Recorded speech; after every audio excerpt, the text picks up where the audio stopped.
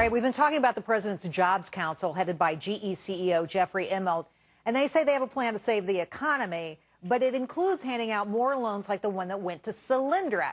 And we know how that turned out. With us now, Republican Congressman Morgan Griffith from Virginia, who's on the House Energy and Commerce Committee. Congressman, welcome. I want to read you what the Jobs Commission had to say about these loan guarantees. They love them. They say, because the federal government can uniquely leverage its resources and credit through loan guarantees and other financing tools, a new targeted energy financing institution funded with $1 billion to $2 billion per year in appropriations could help create thousands of jobs. What do you think of that? True or false?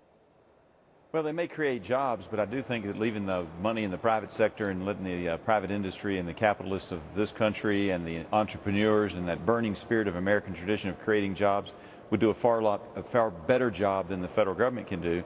And then, of course, we have this whole issue of Solyndra and the fact that you may have that money out there, but if you're lending it without paying attention to the details and doing it in a manner that, frankly, is gross negligence, right, then you've got a real problem, and that certainly doesn't create very many jobs for very long. Well, Congressman, you know, there's a great debate going on about the fact that they subordinated the debt of taxpayers to private investors. Nobody likes that. And as a matter of fact, last night on our show here, Karl Rove had this to say about whether it was legal or not. I think they have. If not the law, they certainly have run afoul of good practice. This is a toxic stew, and it's not going to smell good to the American people, and certainly not going to be very palatable to them as we go into the 2012 election. Congressman, does Karl Rove have it right? Might the administration have run afoul of the law here? I think they have. I've looked at the code sections. To me, it appears that they did, in fact, subordinate this loan without authority to do so. And what's interesting is we found an email last week, the committee did, that says that the Mary Miller, a deputy secretary at Treasury, was writing saying, hey, we think you should check this with Justice before you do it. And last time she heard, they had never checked with the Justice Department. So it wasn't just us looking at it and Republicans looking at it. Someone within the administration early on said, wait a minute, this subordination doesn't look like it meets the test of the law, and you all ought to check with Justice. I'd love to know what Justice said. I don't think they said anything. We've seen those emails, and it gets worse because they come back again, Treasury official to OMB. We told them to do this, and they ignored us. So, yeah, I mean, the warnings were flying everywhere. I want to ask you, because I know a lot of taxpayers out there are thinking the same thing I am. We lent them money. Solyndra went belly up. Will we ever see our taxpayer dollars again? I don't know that we will.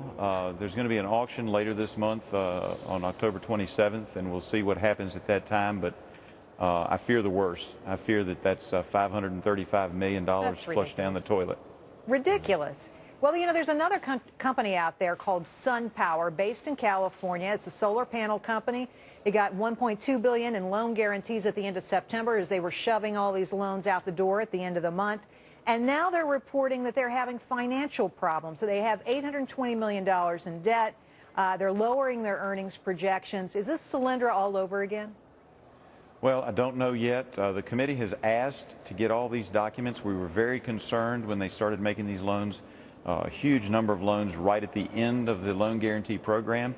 And then, of course, as soon as the program ended, Mr. Silver, who was administering that program, resigned and went back into the private sector.